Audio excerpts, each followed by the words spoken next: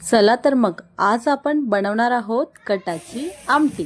तिला आमच्या खानदेशात रशी असेही म्हणतात। चला तर मग आपण आपल्या आज सोप्या पद्धतीने झटपट तयार होणारी कटाची आमटी बघूया। सर्वप्रथम आपण साहित्य बघून घेऊ।